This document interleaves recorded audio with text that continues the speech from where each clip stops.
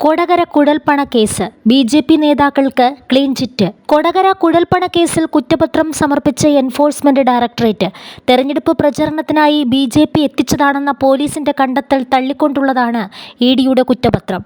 കേസിൽ 23 പ്രതികളാണുള്ളത്.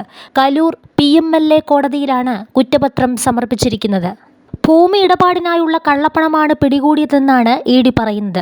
കൊണ്ടുവന്നത് ബി.ജെ.പിയുടെ പണമല്ലാത്തതിനാൽ ഇനി തുടരന്വേഷണം വേണ്ടെന്നാണ് ഇ.ഡിയുടെ വാദം.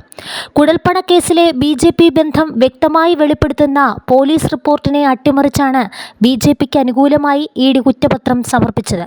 കുഴൽപ്പണക്കേസിൽ ബി.ജെ.പി. നേതാക്കൾക്ക് പങ്കുണ്ടെന്ന് ബി.ജെ.പി. തൃശൂർ ഓഫീസ് മുൻ സെക്രട്ടറി തിരൂർ സതീശനടക്കം വ്യക്തമാക്കിയിരുന്നു.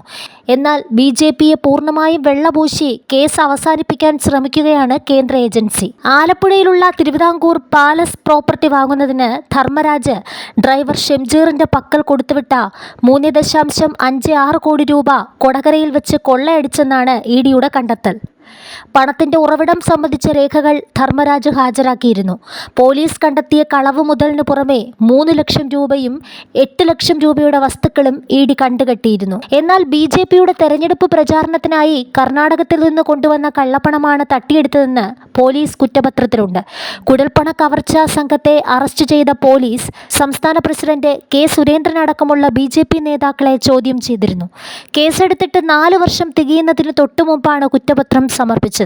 കള്ളപ്പണം വെളുപ്പിക്കൽ നിരോധന നിയമപ്രകാരം 2021 മെയ് 5-നാണ് ഇ.ഡി കേസന്വേഷണം ആരംഭിച്ചത്.